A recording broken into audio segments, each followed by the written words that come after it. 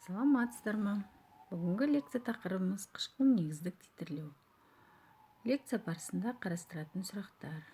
Бірінші сұрақ: қышқыл негіздік титрлеудің мәні. Екінші: қышқылдық негіздік индикаторлары. Қышқыл негіздік титрлеу қисықтары. Үшінші сұрақ: күшті қышқылды күшті негізбен титрлеу, әлсіз қышқылды күшті негізбен титрлеу. Төртінші сұрақ: әлсіз негізді күшті қышқылмен титрлеу. Және соңғы сұрақ: қышқылдық негіздік титрлеудегі қателер. Титриметриялық анализдің әдістерінің жіктелуі олардың негізіне жататын реакция түріне байланысты болады. Бірінші: бейтараптану реакциясына негізделген қышқылдық негіздік титрлеу әдісі. Екінші: тотығу-тотығыстану реакциясына негізделген редоксиметрия титрлеу әдісі. Үшінші: тұндыру реакциясына негізделген тұндырып титрлеу әдісі. Және төртінші: комплекс реакциясына негізделген комплексонометриялық титрлеу әдісі. Бүгінгі тақырыпта, яғни лекция барысында, біз осы топтың бірінші түрін қарастырамыз: бейтараптану реакциясына негізделген қышқылдық негіздік титрлеу әдісін. Жалпы қышқылдық негіздік титрлеу әдісі қышқыл мен негіз әрекеттесуіне, яғни бейтараптау реакциясына негізделген. Мысалы, натрий OH пен тұз қышқылының әрекеттесу реакциясы келтірілген. Нәтижесінде натрий хлорид тұз түзіледі және су бөлінеді. Бұл әдіс арқылы ерітіндідегі қышқыл мен негіз мөлшерін ғана емес, суда ерігенде гидролизге ұшырайтын тұздар мөлшерін де анықтауға болады. Қышқылдық негіздік титрлеудің екі түрі болады: ацидометрия және алкалиметрия.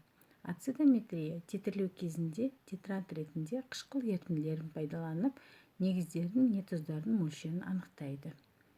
Алкалиметрия титрлеу кезінде титрант ретінде сілті ерітінділерін пайдаланып, қышқылдардың не тұздардың мөлшерін анықтайды. Ацидометриялық титрлеу әдісінде титрант ретінде тұз қышқылының және күкірт қышқылының 0,1 және 0,1 нормальды ерітінділері қолданылады. Алкалиметриялық титрлеуде натрий гидроксидінің және барий гидроксидінің 0,1 және 0,1 нормальды ерітінділері қолданылады. Индикаторлар реакция жүріп жатқан ортаның қасиетінің өзгеруіне байланысты өзінің құрылысын және сондықтан өзінің физикалық қасиеттерін өзгертетін заттар. Қышқылдық негіздік титрлеудің индикаторлары ортаның pH мәнін өзгергенде құрылымдарын және қасиеттерін өзгертеді. Оларды осыған сәйкес қышқылдық негіздер индикаторлар деп атайды.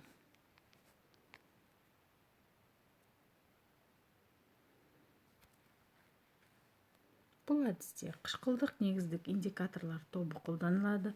Олар өз бояуларын зерттелетін ерітіндінің pH шамасына байланысты өзгертеді. Әдеттегіде қолданылатын индикаторлар фенолфталин, метил оранж және метил қызыл. Қышқылдарды айырып танып білу үшін, жаңа айтып өткендей, индикаторлар қолданылады. Индикатор бұл қышқылдық және сілтілік ортада өз түсін өзгертуші заттар. Қышқылдарды анықтау үшін метил оранж және лакмус индикаторын қолданамыз. Қышқыл негізді титрлеу кезінде индикаторды дұрыс таңдап алу қажет, себебі олар түстерін әртүрлі pH мәнінде өзгертеді. Ол үшін титрлеу қисығын құру керек болады. Титрлеу қисығын құру үшін оны 4 бөлікке бөледі. Бірінші: титрлеуге дейінгі. Екінші: титрлеу секірісінің басталуына дейінгі. Үшінші: титрлеудің секірісі және эквивалент нүктесін қосып. Төртінші: титрлеудің секірісінен кейінгі. Титрлеуге дейінгі бөлек үшін pH-ты титрлеуге тиісті заттың, қышқылдың немесе негіздің концентрациясы арқылы күшті электролиттер үшін не диссоциация константасы әлсіз электролит үшін арқылы анықтайды. Мысалы ретінде негізгі теңдеулер көрсетіліп тұр.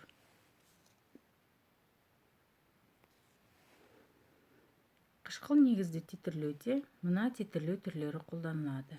Бірінші: күшті қышқылды күшті негізбен титрлеу.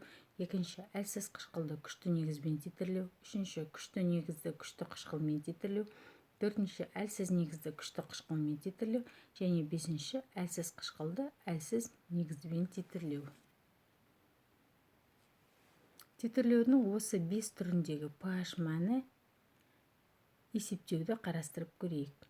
Бірінші және үшінші топ бойынша күшті қышқылды күшті негізбен титрлеу және күшті негізді күшті қышқылмен титрлеу кезінде титрлеу қисықтары бір-біріне қарама-қарсы болады. Титрлеуге дейінгі pH мәнін көрсетілген теңдеумен есептеледі. pOH мәнін алдағы формулалар арқылы анықтайды. Эквивалент нүктесіне дейінгі pH мәні келесі формуламен есептеледі. Ал эквивалент нүктеде pH 7-ге тең болады. Эквивалент нүктеден кейінгі pH мәнін төмендегі формуламен есептеледі.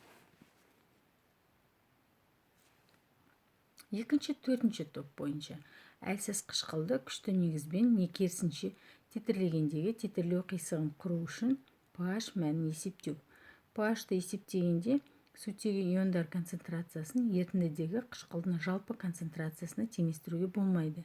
Себебі оның негізгі массасы иондалмаған молекула күйінде болады да тек аз бөлігі ғана сутегі иондар немесе гидроксид иондар күйінде жүреді. Титрлеу қисығын құру үшін 3 формула қолданады.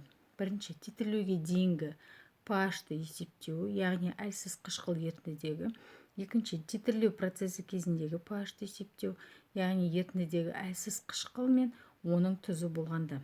Үшінші, эквивалент нүктедегі pH-ты есептеу, яғни ерітіндіде тек әлсіз қышқыл мен күшті негіздің тұзы болғанда. Бесінші топ бойынша әлсіз қышқылды әлсіз негізбен не керісінше титрлеу. Егер титрлеу қисығын сызса, pH секіріс мәні жоқ деуге болады. Яғни индикатор таңдау бұл жағдайда өте қиын. Сондықтан қышқыл негіз титрлеу әдісінде ең болмасы бір электролит күшті болуы керек. Сонымен титрлеу қисығына қарап мынадай қорытындылай жасауға болады.